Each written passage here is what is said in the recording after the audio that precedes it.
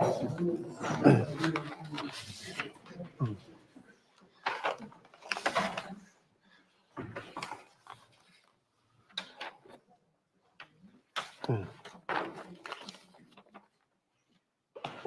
we on? Sí.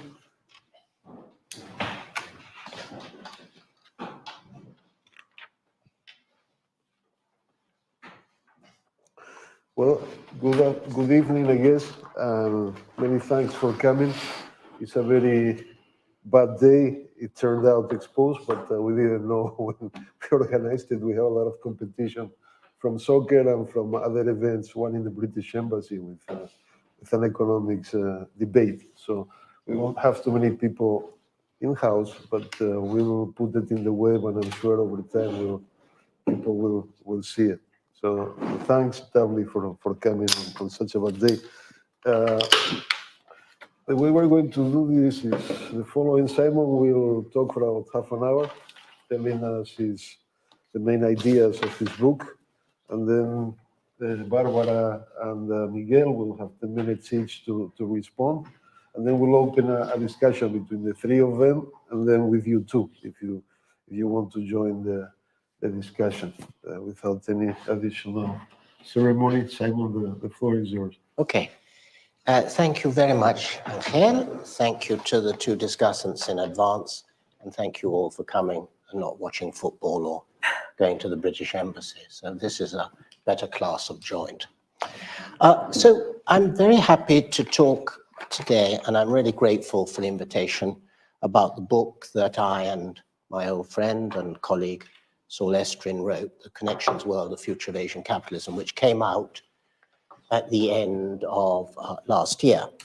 And the book is an attempt to understand what has driven Asia's growth, whether we can expect it to go forward with the same vitality, and to the extent that we can't, what are the sorts of fallibilities that exist, and what are their sources, and ultimately how they might be addressed.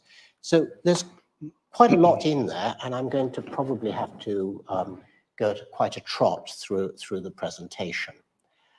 Now, obviously, Asia's quite important to all of us, although I suspect in Madrid it doesn't necessarily feel that way all the time. Asia accounts for, what, 60% of the world's population, about 2/3 of the world's poor, for what it's worth, and until relatively recently has been probably the main engine of growth in the world economy in most years. So what happens in Asia is extremely important, and it goes without saying, and I think that's obvious. Now, when we look in the book, and I'll summarize our main arguments quite quickly, I hope, at what has made Asia the great success of the last half century, then what stands out is that it really hasn't pursued a path that is familiar from our knowledge of how the rich world got rich. And indeed, it hasn't pursued a path that organizations such as those that I used to work for, like the World Bank or the IMF, have proposed. So it's followed a much more heterodox set of policies, shall we say. And these policies have been hinged around a combination of active public policy, and by that I mean industrial policy, and I'll come to what I mean in a second about that, and a reliance on business groups. And I'll come to what I mean by business groups very shortly, because business groups are not conglomerates in the OECD sense of the term. And these combinations, which may be explicit, South Korea is probably the best example of using explicit industrial policy, but can also be tacit, and much of Asia is much more tacit than explicit. These combinations have, we argue, provided a sort of solution to many of the problems of economic development through coordination and consultation, as it were. Now, the common feature across these countries and economies is that they are very pervasive and persistent networks of connections running between politicians, and sometimes more in Japan, to some extent in South Korea, civil servants, and businesses. Now, these connections provide an important element in what I previously referred to as the coordinated solutions. And the ties that they engender is summarized in the title of the book, The Connections World, because this is a world where who you're connected to and how you're connected to really, really matters. So here's a picture that tries to summarize it. And what we basically have on the two sides of it are the apex of the connections world. We have businesses on the right-hand side and business groups. We have politicians and political parties on the left. And it basically summarizes the types of interactions that they have. They basically, business groups look to get contracts, they look to get licensing and other permits, which are required in many sectors, not just in things like mining and the like that you would expect. They look to get subsidies and transfers. And the politicians and political parties look to get contributions, obviously. Every politician everywhere does that, after all. They look to get sinecures, board positions, jobs for themselves, their family, and very often jobs for their constituents, particularly at important electoral or other moments. Now, in this transactional and world linking the two, this is something that goes way beyond cronyism. After all, lots of books have been written about cronyism in Asia. It's much more than that. These are whole networks that exist that are highly adaptive, highly purposive, and really far more significant than the sort of more bilateral nature of the crony-ish types of relationships that might be existing. And these webs of connections, we argue in the book, not only bind together with common purpose and operate in very similar ways, but they do so across countries and across locations. Now, that's not to say that local institutions and histories don't affect how these networks are configured. So take a look at these two, in a way, rather beautiful network maps. This is from a database we use. And essentially in there, you can see what the difference between the two behemoths of this region, China and India. So on the left-hand side, facing you, it is China, of course, with the Cyclops eye, the political party, the Communist Party at the center, a whole bunch of CCP members around it, and then rings of state-owned enterprises and private companies, as well as individuals radiating out. In India, you've got two big parties, Congress, BJP, a bunch of regional parties, again, some state-owned enterprises and private firms. Private are green, state-owned enterprises are blue. So the political system has a marked effect on how networks are configured. A point about this, for those of you who are interested in network analysis, essentially here, each node, it can be a party or an individual. There's no differentiation, so it's slightly naive. The scaling, the differences, come from the number of ties or links that run off each node, and that's why the political parties are so important. I'll come back to some of that as well. Now, if that's the broad look at the network, and in one of the chapters, we have quite a long discussion about the nature of these networks and who sits strategically within them, because that's also extremely important. It's not just that you're in a network and you are connected, but if you occupy a strategic space with high levels of links and ties running through you, then that can be a very important feature. And indeed it is. We'll come back to that later. Now, switching very quickly to business organization in the connections world. As I mentioned already, this is a world where family business groups have long been around and have increasingly, rather than decreasingly, become more important over time.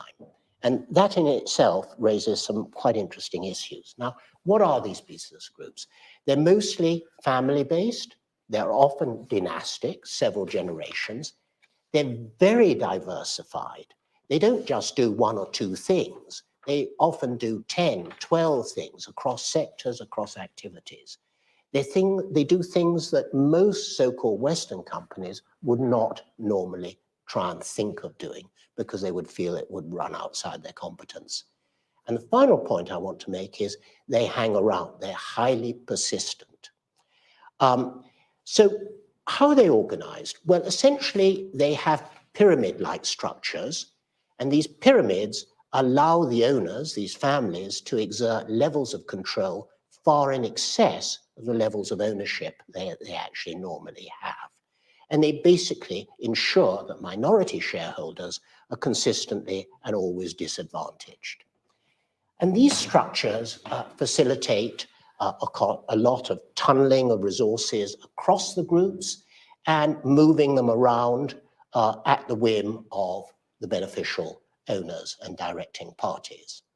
And a final point, they are also extremely useful organizational forms for deterring predators.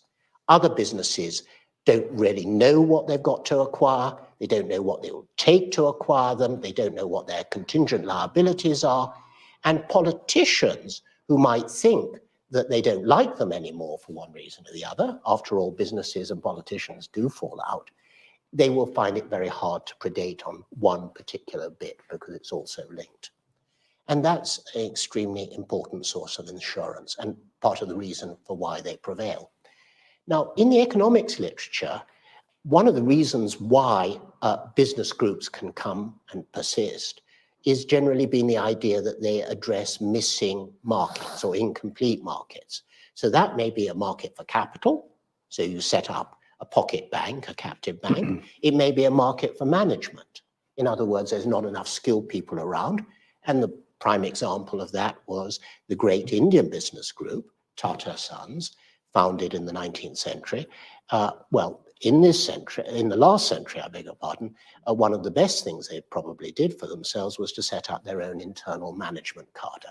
And Tata's developed a huge reputation for that. So there is a reason why business groups can exist. But you would expect, I think quite reasonably, as growth happens, as development happens, that these sort of missing markets or incomplete markets would become less important, less prevalent. And with that, you would probably expect that businesses would shed some of the business group attributes, not least of all the diversification and the like that they have. And we don't find that. In fact, business groups are more entrenched now than they were even 30, 40 years ago. The other reason why business groups have got entrenched is governments like them, and they like them for good and bad reasons. And one of the good reasons is that if you really want to coordinate the economy or you want to achieve certain goals, it's much simpler to get onto the phone to 3, 4, 5, 6 heads of these business groups than to try and achieve it through other processes. Now, the consequences of all of this are that these business groups hang around. So even when the political scene changes, they basically almost never disappear, even when they lose some component bits of it. And the most striking example is Indonesia, where, as you remember, perhaps, there was a long period of rule by a military dictator of fashion, Suharto. Most of the business groups there got formed in that time and strengthened. Every single one of them is around to this day, and virtually none of them have basically lost ground. Some have even gained, including those that were most egregiously tied to the Suharto family or its hangers-on. The other thing these business groups are extraordinarily good at doing is concentrating power and wealth. And I'll come to market power as well in a second. Now, most striking example is Samsung, which is a pretty remarkable company. But Samsung accounts for roughly 22% of South Korea's GDP, which is a pretty extraordinary sum. The son of Samsung's founder, when he died a few years ago, left an estate north of 20 billion. Okay? The largest family business groups in Thailand, the Kearavanant, a Chinese Thai family. Chinese families are quite important in these business groups, actually, right through the region. Their CP group, their family wealth is north of 25 billion, and many of the family members are explicitly also in politics, or at least very well connected. Now, I'm not going to spend much time on this, but this is very topical because, of course, anyone who's been looking at the financial papers will have seen the shenanigans going on about the Adani group. Adani is actually a very interesting example because this guy was peddling diamonds, it turns out, on the streets of Bombay not even 15 years ago. So this is a sort of semi-rags to riches story. He's a sort of rural guy and a family from bits of Gujarat. And he's parlayed himself into being, until recently at least, Asia's richest man. The Adani Group's capitalization, believe it or not, swelled by north of 4,000% in 10 years between 2013 and January 2023. How did it do it? Well, it basically, like most of these groups, got into lots of sectors, lots of infrastructure, lots of mining and the like, energy in a very big way, and ports and so on and so on. And almost all of their activities have required or been conditional on getting government permits and support. And essentially, the market cap, or the increase in the market cap, can be considered to be a bet, in a sense, on Adani's political connections, in particular his connections to the current ruling party, the BJP, and its Prime Minister Modi. Just as an aside, a bit of sort of tittle-tattle, not tittle-tattle, it was known, when Modi first got elected Prime Minister, he went up from Gujarat, from Ahmedabad to Delhi, not in the official plane, but in Adani's plane. Okay. So you conclude from what, I mean, the Adani thing is really very fascinating. We maybe can discuss it a bit later, but I just wanted to use that as an example. Now, all of this has not exactly detracted from Asia's growth. You'd be an idiot and you'd be running against the simple empirics if you said the connections world has been a stone around Asia's ankle. It hasn't, for the reasons that I've alluded to. But I think the book argues that as we look forward, it's not going to be such good news. And for the following reasons. One, which economists will particularly feel attracted to, the attenuation of competition and the accretion of market power that comes along with these sorts of structures and the effect of productivity.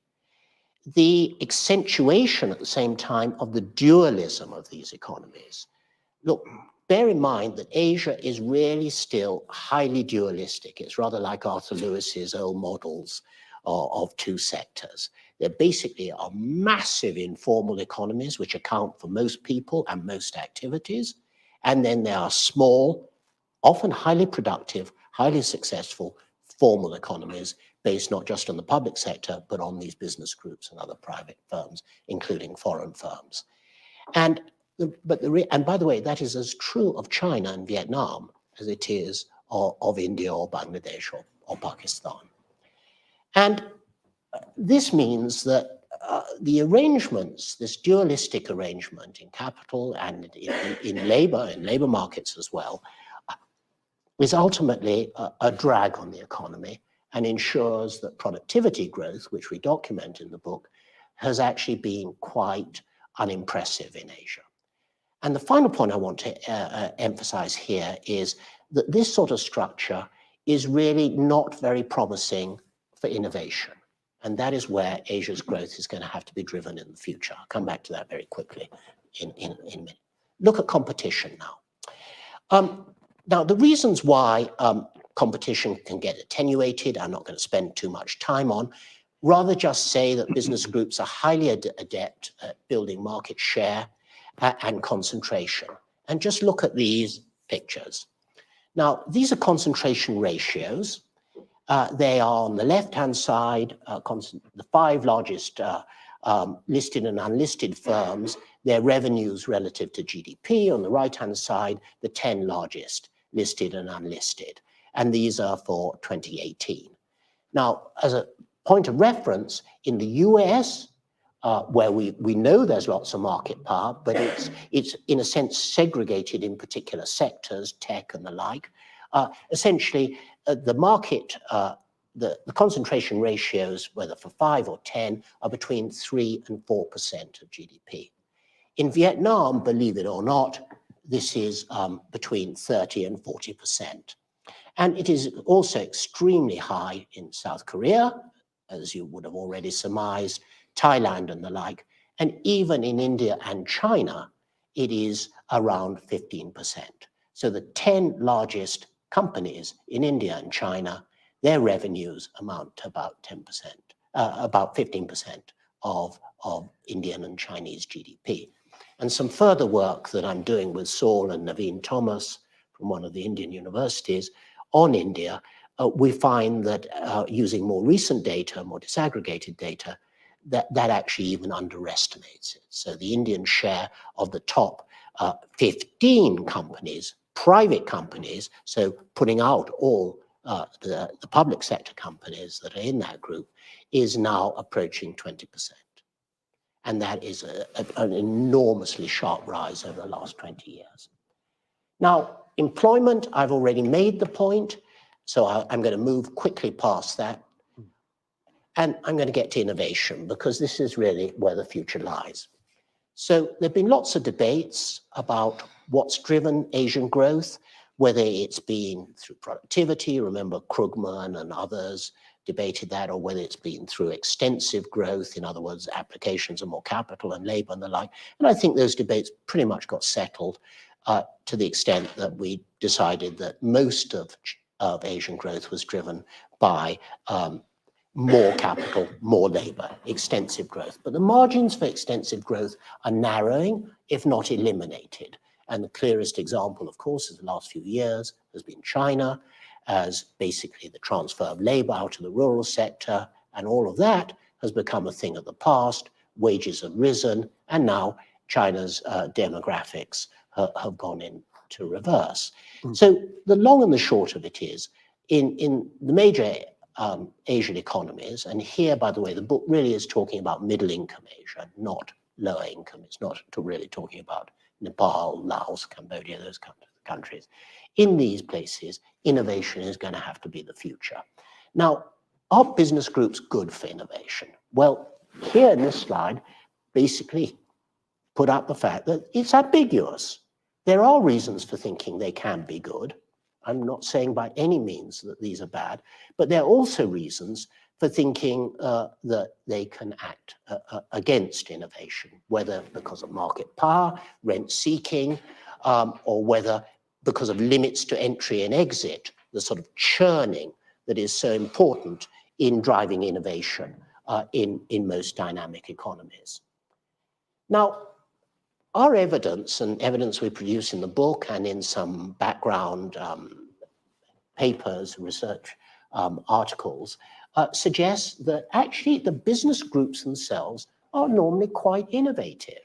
The idea that they're just a bunch of lotus eaters living on rents is a story of the past, for the most part. There are some that do it, but most don't. They innovate and they compete amongst each other. So the idea that they really are just a bunch of lazy rent seekers, completely wrong. And that innovation is probably not surprising, because they have access to so many more resources, assets, and connections than other non-affiliated businesses do. But we argue in the book that businesses tend to hold back innovation on aggregate. And that's because of two things. Firstly, they basically crowd out non-affiliated firms, either by limiting access to external financing or indeed reducing the returns to innovation. And the second, which I've already alluded to, is they suppress entry and exit, and that whole Schumpeterian innovation drive that we know to be so important. And this actually shows up in some aggregate numbers. So here's a scatter, and this is basically done to really answer the question, is Asia presently an innovative place or not, however measured? And this essentially relates sort of R&D expenditures to GDP per capita. And what you can see is, on the top right there, one outlier, one impressive outlier, South Korea, which is consistently more innovative than be predicted from the upward sloping line. The rest essentially lie around the line or below it. And in the pack, in the footnotes of the pack, there's another slide which then relates essentially R&D spending, the inputs with the outputs, which are patents. And because there's a lot of mismeasurement of patents, we use what we call high quality patents, which are patents that are lodged in more than one or two jurisdictions. So in other words, often in foreign jurisdictions. And there we find again that there's not a particularly impressive story. Okay, so the connections world is basically holding up a bunch of problems for the future, we argue, but it's not going to go away naturally, far from it. This is a sort of equilibrium, and the players in it benefit massively and have virtually no incentives whatsoever for trying to break the arrangements. And even when competition erupts, and competition does erupt in the connections world from time to time, of a visceral nature, it rarely blows the boat up, as it were. And therefore, we argue that it's going to take some rather explicit policies to try and deal with both the business group dimension and also the politicians and political party dimensions. And so very quickly to the last bit, policy options. And here I want to start with a major caveat. Many of these options will not be exercised by governments or public policy makers as it stands, for the very reason that I've just given. They have no interest in doing it. And I'll come back to how that might change. So there are four major dimensions. The first is corporate governance. And here the key thing is to try and get better protection for minority shareholders, that try and take control of some of the issues related to these pervasive related party transactions that the Adanis of this world use all the time. Will it come? Possibly. Will it be evaded? I mean, for instance, the Indians have produced a Companies Act of a few years back that tried some elements of this. Am I positive about much of this happening? Probably not. Second group of things is prohibitions. Well, these have been tried actually quite a lot, mainly in South Korea, because despite the fact that Samsung accounts for 22% of GDP or thereabouts and is a highly dynamic, highly innovative company, South Korean policymakers for a very long time have been worried about this concentration, not least for prudential risk reasons. You know, if Samsung's management gets things wrong, I mean, the consequences for Korea, not just for Samsung and its affiliates, could be enormous. So prohibitions, what are they? Impose limits on the number of levels permitted in pyramid structures, numbers of subsidiaries and the like. This was something, by the way, that probably in the most successful example was executed by Roosevelt in the early 1930s as part of the New Deal. And essentially Roosevelt's actions, combined with some other tax changes, killed business groups in the US. By the way, business groups really don't exist in most advanced economies. They exist in some other emerging markets, but less pervasively. We can come back to that in the discussion. Other prohibitions potentially prohibit financial and non-financial services and activities in the same business group, restrict cross-holdings and constrain the use of holding companies. holding companies tend to be a format much liked by business groups. The South Koreans tried that. It basically failed. And the only area where I think it's probably worked quite successfully in the last decade is in Israel, where they applied it with a bit more stick, as it were. Now, taxation is another area which is potentially very susceptible to policy and could be highly used. Now, you can use things like taxing dividends to stop people slopping around transfers within the groups, but that normally doesn't really work because most business groups actually use loans, transfer pricing, other sorts of not very transparent transactions for such purposes. A more effective way is actually to try and reach into imposing additional tax liabilities on established business groups and on closely held family business groups in particular. And that's an avenue that's not really been pursued in any meaningful form up till now. The final point on this, on taxation, is something that the South Koreans have done, copying the Japanese, which is in the last few years to impose a very high level of inheritance taxes, a 50% average rate. And that, I think, is going to probably be quite effective in breaking up the incentives for dynastic family groups, as indeed the current chairman of Samsung has acknowledged. Finally, the final slide, competition policy. Look, most of us, whether in Europe or in North America, think of competition policy as basically being about sectors or activities. So in other words, we wonder whether a particular company, a Google or Apple of this world, has too much market power in a range of activities or technologies or what have you. And then we try and design competition policy around it. I think this is largely beyond the capacity of most Asian competition agencies, who are generally weak, who are politically captured, and so on. But I think there's also another reason, an intellectual reason, which we put up there, that it might just be simpler to condition some bit of competition policy on overall competition, overall concentration, I beg your pardon.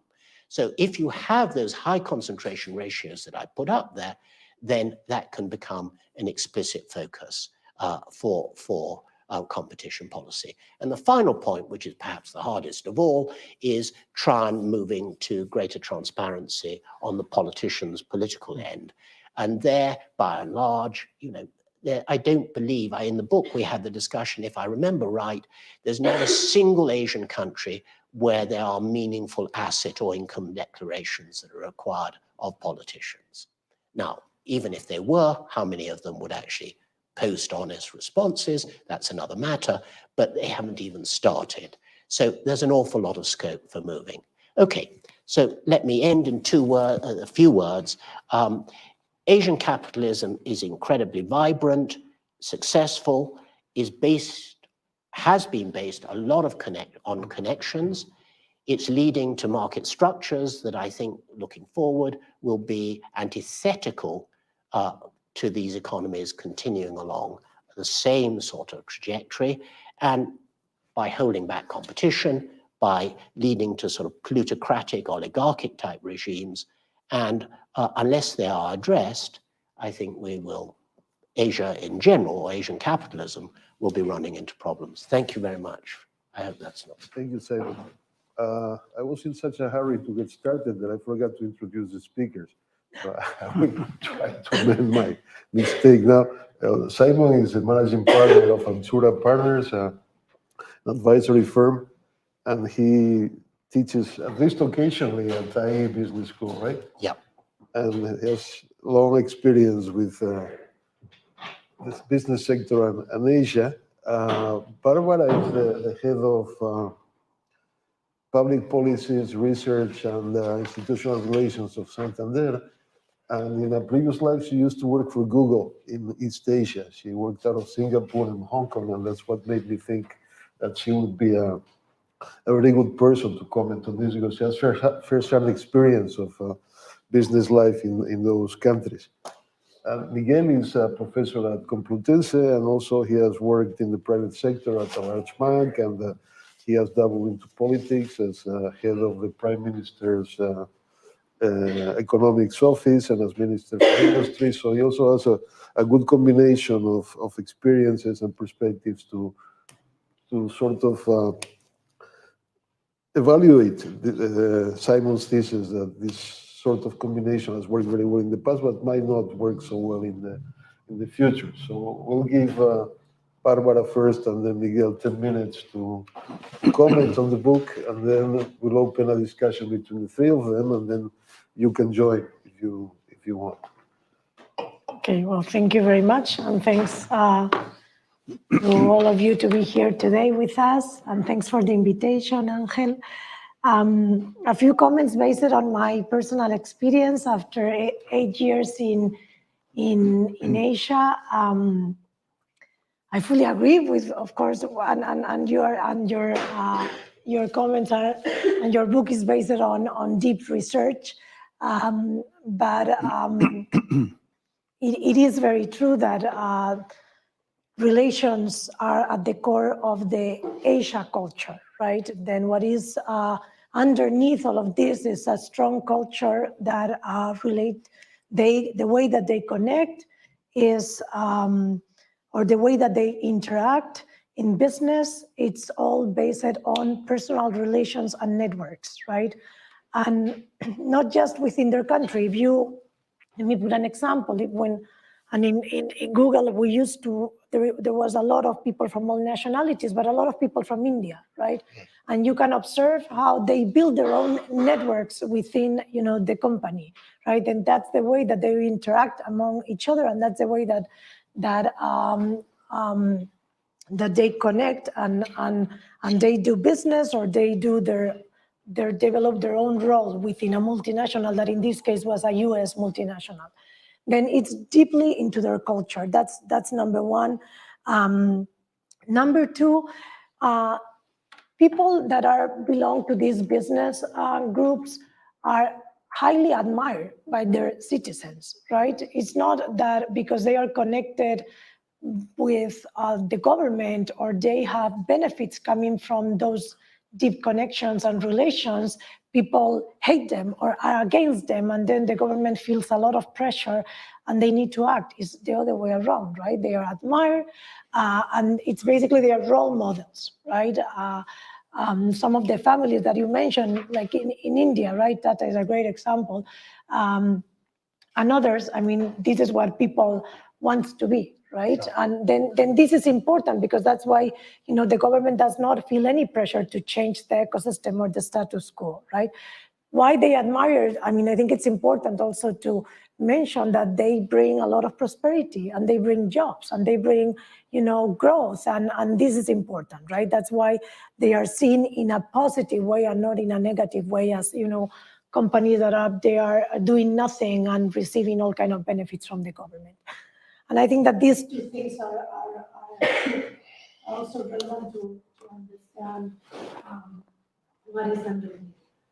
And I'm gonna put out there a few theories, not to challenge what you have said at all, but maybe trying to connect with what is gonna happen with Asia. Is this model something that they can maintain in the long term? Are they gonna be able to grow, or is the final, a stage of a lot of prosperity, but they cannot maintain this anymore? One thing that I want to put here is unicorns, right? If you see the top 20 unicorns in the world, half of them are from Asia, right?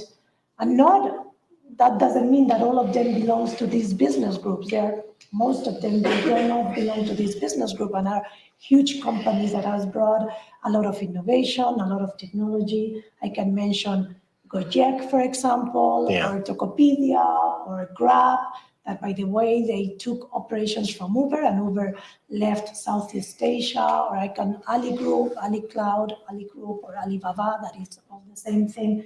Then just to put there that the balance between these unicorns and these business groups, that, by the way, they interact between each other, and one takes benefits from the others because they have different attributes, right? And they complement. This is one thing, just a comment. The other thing that I want to mention in terms of can they sustain this? Let's not forget, and you mentioned this, 60% of the population, it's in APAC, 45% of GDP, it comes from APAC, and all these business groups has relations amongst them, right? Chinese with the Philippines, Ajala Group in the Philippines has partnerships with Tata Group in India, and vice versa, right? They are all connected, and their playing field is huge, right? Then that is also important because I think that they are ready to grow and they innovate, but it's a safer space at the end, right? Because, and let me come back to the beginning, because everything is based on relations and personal relations. These tycoons up there, connected tycoons, big families, rich people from, dynasties or whatever, they connect well together because they trust each other. That's something that I want to say. And then the last thought is multinationals, right? What happens with multinationals? Most of the multinationals or most of the companies wants to do business in APAC, right? And that makes sense, right? It's a lot of underdeveloped countries, a lot of opportunities. And because of this establishment, right, and this ecosystem, they are not gonna, they will still want to go to Asia, and what they do is do partnerships with these companies or invest in these companies. A good example is Reliance, right? That has been, I think it's Facebook, Google, all the US tech companies has shares from Reliance in India. And as part of those partnerships, there is exchange of technology, there is exchange of innovation, right? And that's the way that they continue keeping, and growing. Sure. And the last thing that I was going to say is skills. The biggest machinery of IT skills is India right now, right? They are exporting constantly. Take a look at all the US tech companies. Who are the CEOs of these companies? They're all from India. Then let's not forget that they have the skills that other parts of the world don't have, right? Then just a few thoughts, not challenging, but just throwing a few ideas there for discussion. Thank you so much. Thank you. Okay, I want also to thank Fedea, Angel, for your invitation, and my pleasure to be here and to enjoy your book. This is a very nice written book, by the way.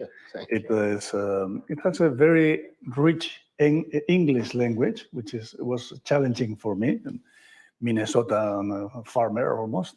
I had to look at the dictionary a bunch of times to follow some of your words. So it's very nice. And it's very useful because it has more or less an executive summary of 30 pages where all the book is summarized. And then you develop the 6 chapters following this executive summary. It's also easy to read, apart from this rich language thing I mentioned before. It's easy because all the empirical findings are shown in a very friendly way. For example, these scatter diagrams that I love, by the way, and not this complicated, econometric analysis that everybody can get lost. So it's a nice book and a useful book. In Spain, as you mentioned before, there's increasing interest in Asia because we are not as lucky as Bárbara, which can have the chance to live in Asia. I visited when I was in politics a bunch of times, Asia, but I haven't lived there. So my information set obviously is much smaller, and that's why I enjoy this book. For example, the presence of the Spanish economy in Asia is well below what Spain represents in the world. We are a very open economy. Actually, it's one of the most open in terms of exports and imports in the world.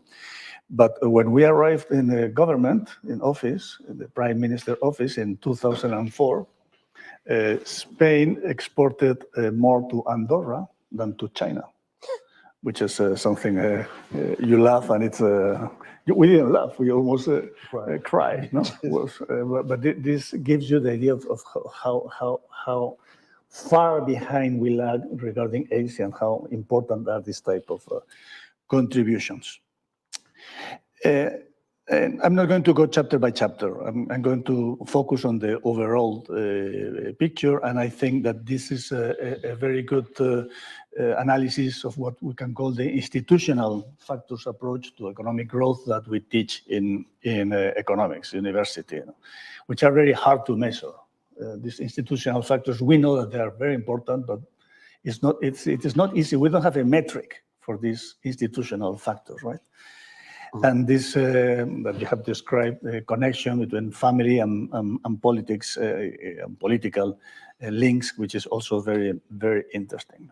Now, the main message is, if you break the rules, in a sense, or the good rules regarding this institutional design, for example, government, governance in general, corporate governance, or competition, social mobility, formal employment, an environment for innovation, and so on. You should be penalized, right? According to our growth models, you should be penalized. However, we haven't been penalized in Asia for this lack of orthodox institutions, no?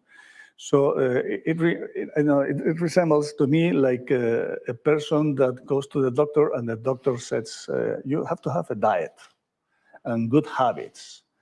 But the guy breaks all the rules. He drinks and he eats anything, everything, and he doesn't do much exercise. He drinks alcohol sometimes. And however, when he gets the analytics is excellent. So, well, I don't follow the rules of the doctor, which were very strict, by the way, the American doctor, but I'm doing fine. My analytics are perfect, almost. So, what's wrong? What's going wrong here? And then the doctor says, "Wait and see." And this is your message. This is okay. Wait and see. You haven't followed the orthodox rules regarding institutions, and wait and see. No? But I am a little bit skeptical about the wait and see, because as Bárbara has mentioned in some cases, I think that the room for growth, not only in our lifetime, of course, but the future generations' lifetime is going to be huge for these countries, because we are starting from so low levels of per capita, for example, income, that the probability of having huge growth in the next years is very high, even if growth, of course, will diminish. No? For example, China in 1980, that most of us were born already in 1980, right? Well, you and me, much earlier, right? We don't confess our age. In 1980, China was smaller than Spain as an economy. GDP of China was 1.8% of world's GDP, and Spain's GDP was 2% in 1980. And now China is almost 20% of the global GDP. No? Now, I have two questions. One regarding a temporal thing, and the other a cross-section that I think that maybe in the book are not dealt with. The temporal thing is this doctor, American doctor, in the year 1900 had the same per capita income that China in the year 2000. So we can say that these big emerging Asian countries are lagging behind in a temporal sense what the Western economies, mainly the US and Western Europe, have done in the past. No? And in the past, we have these connections and these families, no? The Fords, the Rockefellers, the Carnegies, the Hearst. These were very, very powerful dynasties. And they have strong connections with the politicians, political ties. And it was okay. I mean, it didn't hurt the US, did it? And the US kept growing and growing and growing and developing as an economy. In part because there is a urbanization process going on that also is not mentioned very much in the book, no? But urbanization is going to be another engine for growth. Yeah. That's the temporal. Is Asia just lagging behind the US or Western economies? And so if that is the case, why is the wait and see is going to be the case? No? And the other is the cross-section. Of course, if you compare Asia with the US, the comparison is going to be bad. But if you compare Asia as an emerging region with other emerging regions, like Latin America, for example, not to say Africa, I mean, the comparison is overwhelmingly in favor of Asia. No? But even some developed countries, for example, I was looking the other day for this, I don't know if you are familiar, elite quality index. These guys from University of St. Gallen, which are Spaniard Tomás Casas and Guido Cozzi, and they elaborate this index of, they talk about elites that are rent seekers, a little bit in your sense, but elites that bet for value added and innovation. And they made and they said that the big conflict is not between the working class and the elite, but the bad elites and the good elites. No? Right. And they made this ranking of elite quality index, and in the first 33 out of 151 countries, the top 33, good, the good part of the list, are countries from Asia. Singapore is number 1, Japan number 18, South Korea number 19, China 27, Thailand 30, Malaysia 33, Vietnam 38, Spain is 34. So Spain is between Malaysia and Vietnam. Italy is 40. So Italy is between Indonesia and Vietnam. Chile 41, Mexico 65. Turkey, 70. So all these countries that are so-called some Western or OECD, at least in the case of Chile and Mexico, economies are well behind Asia in this ranking. No? By the way, India is 97. So India, according to this elite quality index, is very bad in spite of this innovation boom. No? Now, for me, to improve equality and social mobility, we need improve equal opportunities. No? One is the educational system. And my idea, maybe I'm wrong, and Bárbara and you for sure know it much better than me, is that the Asian educational model is not only worse than Western model, but it's better. But I would like some words on you about that. No? And second, that if you try to start up a firm,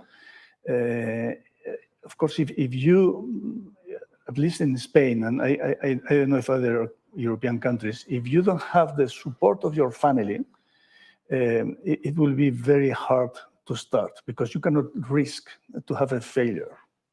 However, if there was a system financing the failure, venture capital that you mentioned in your book, of course, and so on, this ability to create firms will be much higher.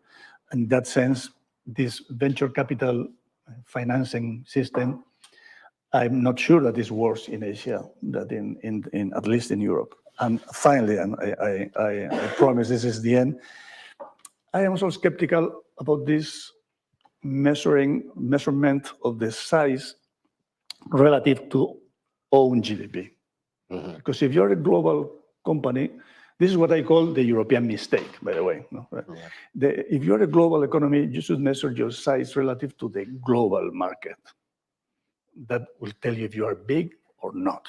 But if you measure the size of your company relative to your GDP, you can make some mistakes. What is the European error? That the competition authorities measure the size of the European companies relative to the European GDP. And of course, that makes impossible for giants in Europe to grow and to get a size in order to be competitive in the global world. No? We have that maybe not much in the financial sector, but clearly in the technological sector. We're an industrial sector also. In the technological sector, we don't have any giant like the American or even Asia company because of this competition policy. So probably measuring the market power in terms of the own GDP, for me, is not very satisfactory. But again, I have enjoyed this book a lot, and I'm willing to continue the debate in the future. Right. Thanks, Miguel. A quick summary, maybe. I think both of you and me, to some extent, I've read the summary. I share some of the feelings. The book does a good job at describing the system, at characterizing it, at setting out the pros and the cons. At some point, you jump and you say, well, this has worked very well so far, but it's not going to work in the future. And I'd say that's a risky jump. It's not obvious to me that will necessarily happen. I think it's not obvious to the both of you either. And one can think of advantages to the Asian way of doing things. No? I think of one came up quickly to me is the idea that these business groups probably can do a better job than markets in thinking long term. Markets tend to have a short-term bias that makes it difficult to invest in long bets and take risks and so on. So I'm sure there are many others. So I'll give you back the table and ask you to sort of try to refute these doubts, and then you three can talk among yourselves without any interference from me, and then we'll open up to the rest of you. Yes. Okay. Well, look, thank you to all three of you for such excellent comments and points, many of which I agree with. But maybe just let's start with Angel, because he, and that big point about whether it's too risky to say that this is not a good basis for going forward. I think I still think it's worth saying, and there are clear advantages of these business group arrangements. They can marshal capital, they can marshal skills, and they do. And we see at the level of the economy as a whole, what I referred to as coordination, the idea that you can achieve sort of national developmental goals by using these sort of groups as key elements in it. And all of those are not trivial positives, far from it. They are very, but I think you also add they can have a long-term orientation.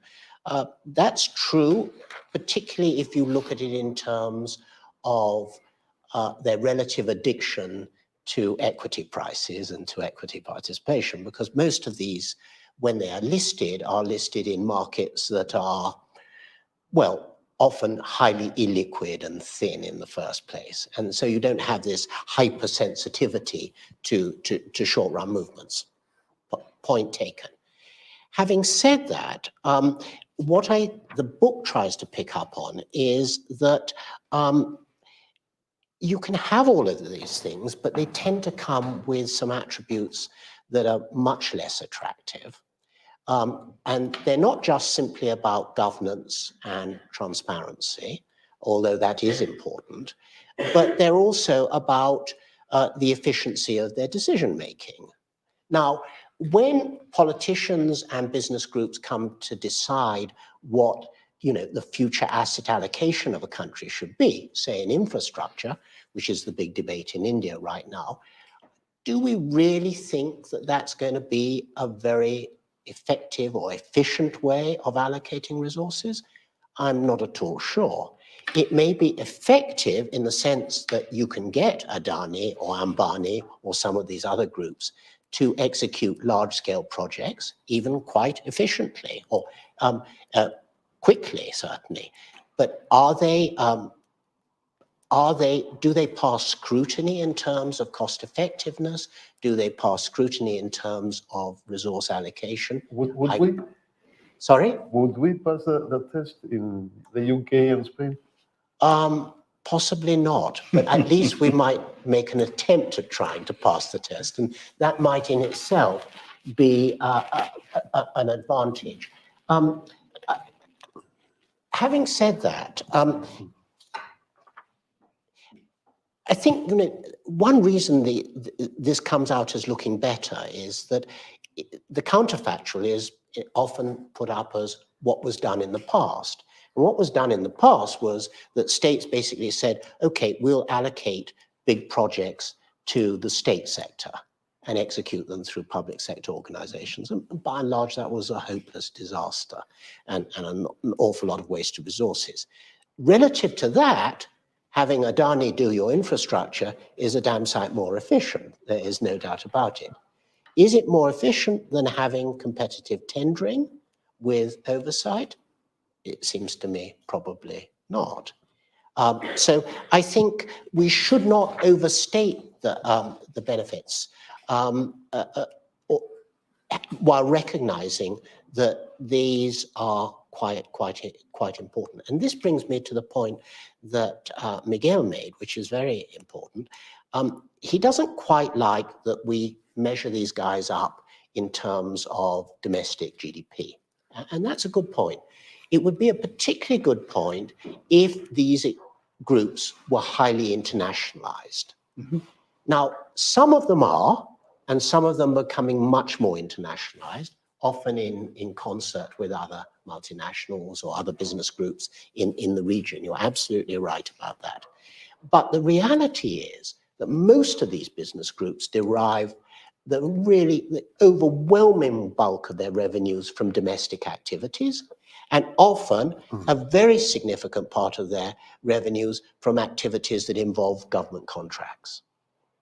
And that's particularly, and permits. And that's particularly true in extractive sectors, in infrastructure, in energy and the like. So I actually don't think I agree. I think if they were more exposed to the global economy, that would be a point at hand.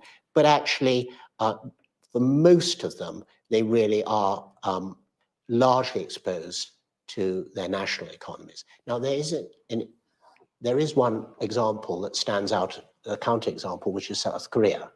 So you're probably right that we might get some interesting information by relating Samsung and the others to the global economy and their plays in that, because actually all of these companies are highly linked up with the external sector. But right through the rest of Asia, I don't believe that's true. And of course, it certainly isn't true for the most part in China. I mean, the sort of lodestars of Chinese business, these new business groups, Tencent, Alibaba, Baidu, particularly Baidu, they're basically domestic companies. And they are competing with each other quite fiercely often, but again, behind extremely protective arrangements that ensure that international competitors are knocked out of the picture, either ex ante or in terms of their ability to compete on the ground. So I do think that's the case. On education things, that's a really good point. A few years ago, the OECD's PISA, the education scores, came up. And who was sitting up or near the top? China. Well, then it turns out it's about 4 jurisdictions, Shanghai and a few other cities. And then some very interesting papers got published, which looked really at the way in which the sample was organized and the biases that were imparted. So the Chinese results, I think, are very, very misleading, not just because they've gone to the richest cities, because the way they've also sampled within those richer cities. And I'll send on the paper that looked at that. So I'm not sure that these Asian educational systems are particularly have great advantages. I think at the apex, at the elite level, they probably are excellent. But I think on average, many of them are highly deficient. And actually, that leads me very quickly to the thing that Barbara raised, which is the IT sector in India. The IT sector is a little bit of an outlier. Then, although they may be forming as business groups, I mean, for instance, Infosys, perhaps is going to be a business group, I'm not sure. But certainly, these groups basically got going under the radar without the interference or regulatory oppression of government. And having got going, they like pharmaceuticals, the other big success stories, they basically weren't screwed around by government regulations and oversight. Now, what's the main constraint to Indian IT companies? Well, it's actually been skills. Although we see many skills on offer, they essentially are engaged in a consistent race to gather sufficient skills. Now, quite interestingly, that has led to private training companies and the like entering to try and fill that gap. And that's to some extent successful. But the idea that there's a huge latent pool of talent just to be plucked, I think is a misnomer. I don't actually think that is a correct characterization. Just a couple of more things. You're absolutely right about unicorns, and they are in Asia, and there are many innovative companies. And, I mean, it'd be foolish to downgrade or to discount, say, what China's doing in electric vehicles, in batteries and the like. This is all quite impressive. It's being fueled by a lot of public resources, a lot of subsidies, both at the production end and at the consumption end. But nevertheless, there's clearly a capacity to engage with it.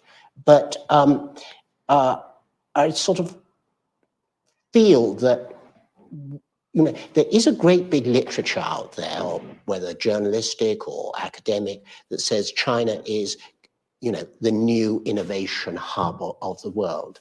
And I think we came to the conclusion that we need to be a little bit skeptical about it. Some of what is being innovated in is being done behind protection, but is impressive nevertheless. For instance, fintech, the integration of functions that Tencent and Alibaba have achieved. I mean, it's quite ironic and quite interesting to see that Musk, in his sort of rather sorry attempts to reinvent Twitter, is actually saying they want to become a company very akin to Tencent or Alibaba. No wonder he would like everyone to be able to message, email, do financial services, buy things right through the same vehicle. I don't think that's going to prove possible. So there are innovations, but a lot of Chinese innovation, whether it's state-directed, has proven in the past and currently to be highly ineffectual, very low return. And the data, for instance, that suggests that China is excessively, not excessively, very innovative, like, for instance, the number of patents lodged, is highly misleading, because actually lots of patents are lodged, but very few actually get through. So there's a tremendous gap between those. Anyhow, I don't want to continue for too long, but that covers some of these. One last point, I totally agree that some of what we say is perfectly true for much of the rich world, particularly the US, not least of all the less than appetizing links between politics and businesses. Having said that, one point, however, which goes back to Roosevelt, was that many of those early business groups basically got broken up in the New Deal. Now, certain elements of market power have been later reconstituted, but the sort of rank muscle that they had from acting as consolidated business groups, that really got splintered by the New Deal. Bárbara, Miguel, you want to come back? Maybe the floor, the people in the audience. Do we have a microphone? Leticia, coge el micrófono y... Right here, Michael. Thank you very much, Michael Reed. It's a fascinating discussion. I have to say that I find myself thinking a lot about Latin America between 1930 and the mid-1970s. It's the story of Latin America. It was extensive growth with a combination of family business dynasties and an enabling state to an extent, right? It produced very high growth, sustained high growth rates in Brazil, Mexico, Colombia, starting from the income levels of China and India of 20, 30 years ago. And it broke down in the 1970s for a series of reasons, some of them structural, to do with the fact low savings, so you couldn't avoid the American doctor, for example, because you were exposed to international capital markets, you're dependent on them. Woeful education, but also crucially an undisciplined state, both macroeconomically and microeconomically, right? In terms of excessive protection and also excessive state companies, right? But, and so that made me think that, I think one of the keys, in which you didn't really touch on much, was the discipline of the state in many Asian countries. South Korea is obviously the standout example of that. And my question is really whether that discipline can be sustained, I suppose. And, you said at the beginning, absolutely correctly, that Asia is a very big place. And there are lots of differences within Asia. And I don't know if it's in the book, but I'm interested in some of the differences, because Japan and South Korea clearly have been very successful large economies. And so my question to you is your instinct of the other large economies, China, India, Indonesia, Thailand, maybe, whether they can maintain that kind of discipline and public policies that force export orientation and innovation and all the things we know that drive growth as you get richer, or whether they're actually going to break down under the vices of the business group model. Yeah. Should I come on? Well, those are tremendously interesting points, Mike. And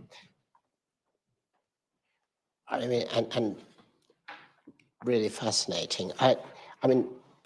Latin America, one of the questions we've had in earlier presentations was, how did this sort of work in Asia and it didn't work elsewhere? And one of the references, of course, was to Latin America and Middle East, obviously, because business groups abound in both sorts of places. And as you rightly put it, well, maybe it did work at one time in Latin America, but it hasn't worked later. And I think you're absolutely right to put your finger on the state. Because if you look at the salient difference between Latin America and Asia is in the first, you have an addiction to sort of populism, really, a sort of fiscal incontinence, inflationary finance. So for whatever reasons, the elite and the governments sort of shift to a policy which essentially militates against the persistence of this sort of model. Now, one way you could put it that way, one way you could try and think about that is to say that maybe this came to this pass because in Latin America in the 30s and, between the 30s and the 70s, yes, you got extensive growth. You also got accumulation of great fortunes. You got this woeful duality that you transcribed, these oligarchic type of arrangements. And then they sort of collapsed politically, or the tensions gave rise to it. Is that going to happen in Asia? Well, maybe, yes, but do we see a portent? Well, you remember a few years ago in Thailand, Thaksin Shinawatra got elected. By the way, an oligarch himself, but a populist too. And he set about taking measures to have greater redistribution. Now, he didn't last very long in power because the incumbent military and other guys essentially got rid of him. But if you look at some of his programs, they involved excessive spending, large-scale transfers, all terribly reminiscent of bits of Latin America. So my suspicion is that when you end up with these highly unequal, highly oligarchic arrangements, that's the pressure that undoes them in the end, insofar as you don't get sort of revolutions. So I think, you know, Asia's discipline has held because, and this goes back to the point that Barbara made at the beginning, which was very interesting, is people in Asia are really proud of these groups. They don't think they're a bunch of rich shits, you know, we want to bring them down. They think, my goodness, I want to be like Mr. Birla or Mr. Tata or whatever. And, you know, that's very different from, say, Russia, where I worked for many years in the World Bank, where, you know, most average Russians in a weird sort of way thought that the rich were just a bunch of absolute crooks and swine and, you know, didn't admire them at all. So in Asia, that's certainly not true. So maybe this sort of developmental phase and the extraordinary sort of growth it's pulled, and it has pulled so many people up. I mean, there are serious middle classes now in both India and China and the rest of the region. That in itself has kept the vehicle going. But in the book, and let me see if I can find the slide, you can't imagine the amount of inequality that, I mean, well, income inequality is rising, partly because of the dualism between the formal and informal sector. But this is much more interesting. Look at the explosion of wealth. I mean, this is absolutely astounding. Essentially, you've got, this is just in, I'm not multiplied it up to get any aggregates, let alone take it to GDP, which could be done. You know, this is essentially the number of billionaires in China and India over about a 20-year period, and then in the other countries. And you can see there's been enormous growth. So there is great concentration in wealth. And I think this will give rise to much more toxic politics, which might blow it up. One final quick point. In the book and in all subsequent discussions, it's very important, and I haven't been good enough at bringing it out up to now, to say that there are actually quite big differences within Asia. So there are countries that really haven't performed nearly as well as most. And, well, not Bangladesh, but Pakistan and the Philippines stand out. And what do they have in common? Well, they have extraordinary high degrees of concentration within the business groups and within the wealthy. Essentially, the Philippine economy is really not controlled, but is massively dominated by 6 or 7 families who've been there, with the exception of one, for a very long period of time. And what that means is that in all those networks, in the network diagrams I was putting up, these families really have strategic positions across sectors, across interests, and the like. And that means that the intensity of those connections is much greater. And therefore, when you get highly intense connections, I think you get much less positive playback to growth and development. in Pakistan, by the way, it's the military as well as some of the smaller business groups. And of course, their interest in development is ambiguous, to put it mildly. Anyhow. Anybody else has any question or comment? No, I just want to make a small comment regarding the Latin America experience. I mean, there is no way to compare Latin America performance and Asia at any moment of time. In 1960, Latin America and Caribbean were 7% of world GDP. 1980, that was the peak, 9%, and today we are 6%.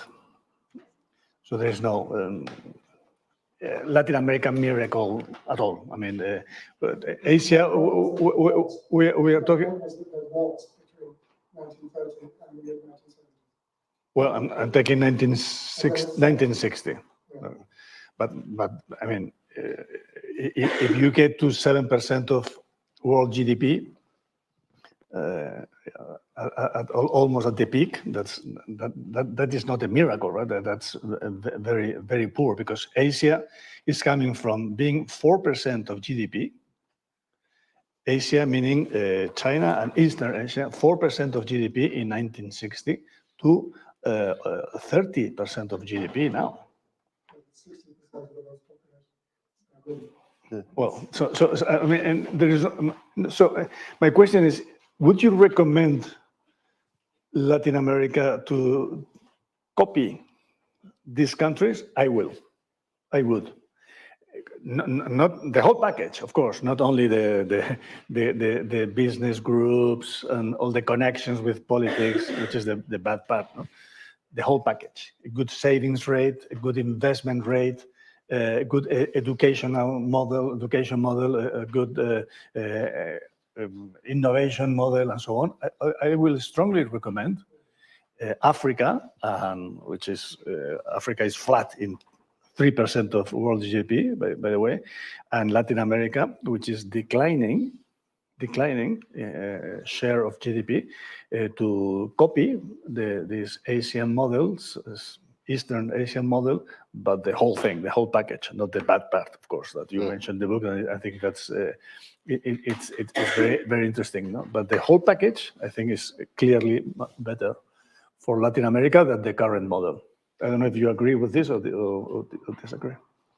No, of course. I agree. Yes, it would be hard to be worse than poor Latin America now. I mean, given as Michael pointed out, that I mean, in a sense, I mean, it did perform for quite a few decades at a much better rate. But no, but I don't know whether this is just absorbable. I mean, you know, I worked for a decade or more at the World Bank or whatever, and it was always a bit vexing there, because there was a simple, you know, in this area you did this, in this you did that. There was a sort of off-the-shelf menu, as it were. And that never was very satisfying, partly because I didn't think some of it was based on good economics, but also because it rarely came to terms with the political economy of these arrangements and people's attitudes, as well as Barbara pointed out. So I don't know whether really there is a model that's transferable. I think there are elements of a model, but my guess is and I don't know enough about Latin America, my guess is that where Latin America is starting from, it would be probably better to go towards more competitive arrangements with a more intelligent and better funded system of public supports for poorer people and for job losers. And by the way, Miguel, that's the Washington consensus, and we know the performance of the Washington consensus has been a disaster. It has, but it will be another long debate. But I want to come back on one thing which we take up in the book, because I started off being a labor economist, and one thing that always struck me is that not really for India or Indonesia, because they're not rich enough now, but for China, when it was possible to go to China and have discussions, the one thing you always found there was, why aren't you thinking of setting up, for instance, fallbacks, some sort of unemployment benefits, or some sort of program for job losers and the like, because you can basically afford it. You can probably get some contributory basis going. Anyhow, when you go to China, no one supports the idea. Why? Because they say, well, we don't want to be like Europe. We don't want a bunch of spongers living off transfers, okay? This is a crude characterization of it. Okay, you say, well, you can design it better, which you can. They say, no, we don't want any of that. We just don't want it. We'll just have a, and they don't, and it's a brutal system. Now, brutal systems like that work when you have powerful income growth and when you can rely on networks of families and informal arrangements to back that up, all of which has been true in China until now, until recently. But it won't be true going forward because family structures have been changed by the one-child policy and the like. So those aren't necessarily very deep networks. And secondly, there's going to be far more economic risk, assuming, of course, that the sort of communist system basically either comes apart or at least loosens at the core. If they persist in having a protectionist arrangement, they can probably continue with what they've got. If they really want to open it up in any way, there'll be far more economic and financial risk to households and individuals.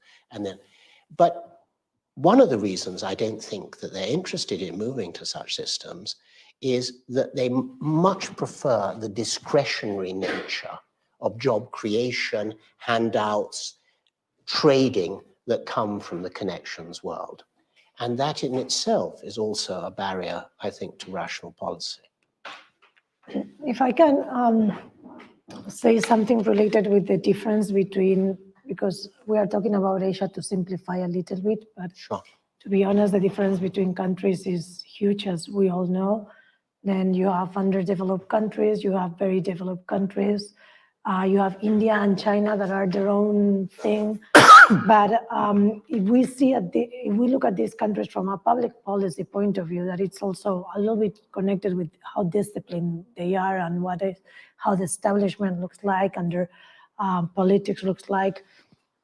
I mean, I think that the difference is even bigger. I mean, you have a Japan, or you have a Japan that is strong connections with the US, and they are really have public policies in place, and they enforce, and they are reliable, and they have, you know, mutual recognition agreements. You have an Indonesia that it doesn't matter the law that they have, that they will not implement it, and it creates a lot of risk for any business that operates there, and business goes, you know, taking all this risk. You have Vietnam, that is a communist country, and even when they want to be China, they can't be China because they are very small compared with the others. But again, I mean, any company established there takes huge risk because they don't know how they are gonna, even when they have strong relations with the US. But I'm saying Australia looks to UK for anything, any regulation. Japan used to look to Europe, don't look to Europe anymore. Then if you look to these countries, I will, first of all, they are completely different from a public policy point of view, which means that the way that they interact with the world is completely different. Two, those that are very China supporters, now with the China-US conflict, another thing to take in consideration.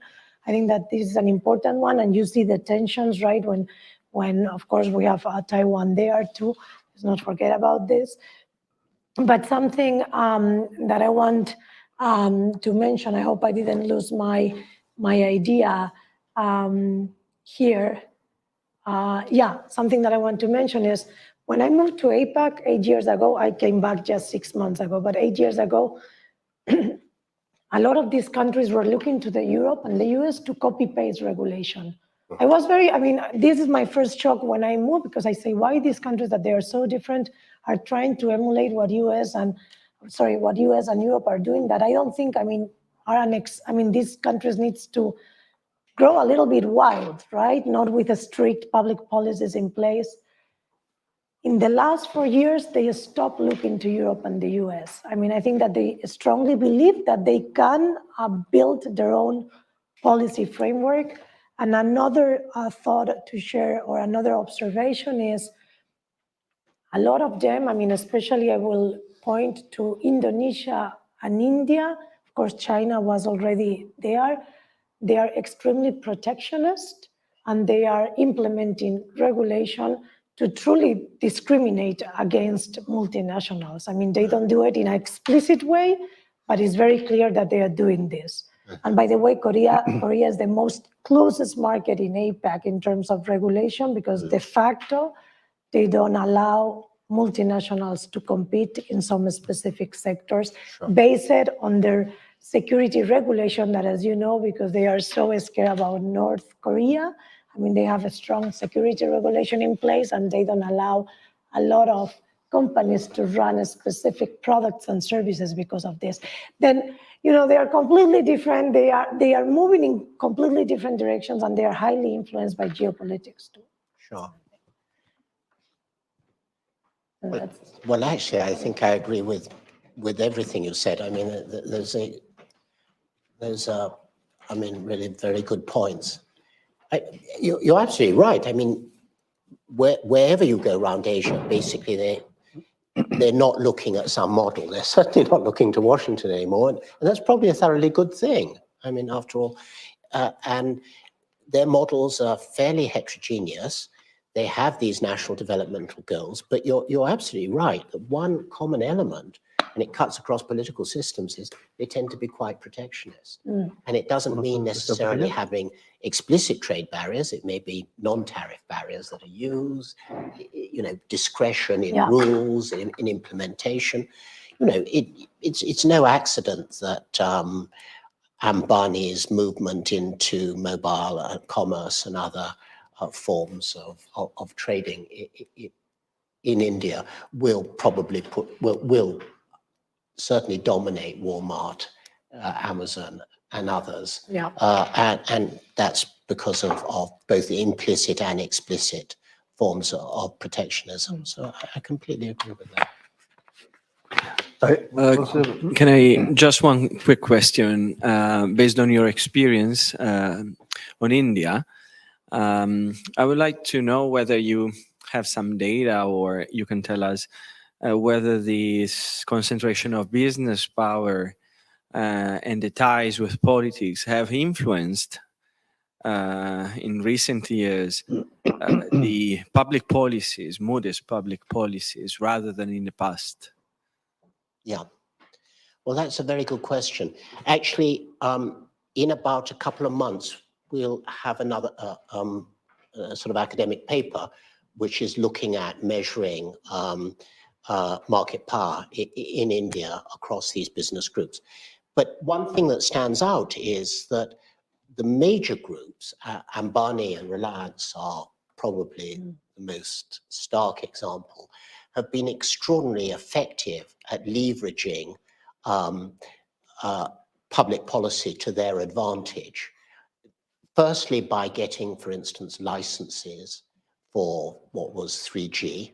They basically, for instance, I mean, just as an anecdote, they bought up a license for a highly constrained bit of the spectrum where they weren't meant to be able to offer much.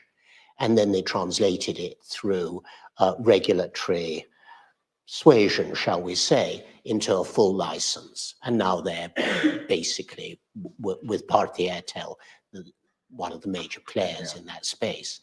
Secondly, they have successfully used quite granular changes in regulation and protection for particular bits of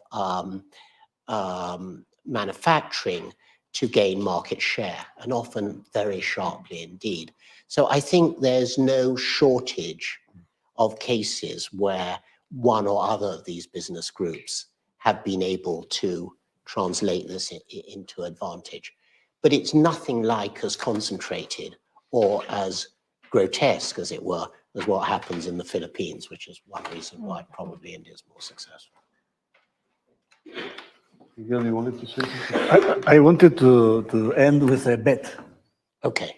Do you accept bets? Do you like bets? Well, depends on the amount. We are clearly observing a decline of Europe and in particular, a decline of the United Kingdom. Well, Do we agree on that? yes. I think we are starting to see the decline of the US. But my bet is that in our lifetime, we will not see a decline of Eastern Asia. That's the bet. How do we pay this? With a dinner, with a dinner. After we die? So this is in terms of Our descendants will have to pay. this is in terms of income per capita. What's the metric that you're using? No, per capita is even more favor for me. No, share of world GDP. Share of world GDP. No, I think that's a safe. You're on safe ground. I mean, as you rightly yourself pointed out, there's a tremendous amount of catch up that these economies can do. I mean, China is still actually a pretty poor place, isn't it? Certainly in per capita terms, compared with anywhere in Europe, for that matter, including even Eastern Europe. So there's a hell of a lot of catch up, and clearly a lot. You know, it is going to catch up. Is it going to catch up at the same pace as before? I doubt it, and probably much more heterogeneous than it was. And personally, my bet is that China will reach a sort of moment of political reckoning, which will be much more disruptive to that model than we might imagine. And I think that reckoning will come sooner rather than later. In our lifetime. Well, it depends how long you intend to live. But assuming That's that we're very, roughly at the very same- British yeah, answer. yeah. But sadly, the British decline is familiar, but we may come back. Let's hope. We may come back. We hope. What do you think, Michael? We might come back, no? But probably after we've snuffed it. Well, today you have a chance with Liverpool.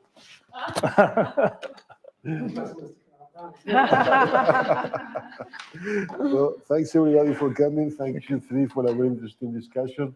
We can continue over dinner, the discussion. Gracias.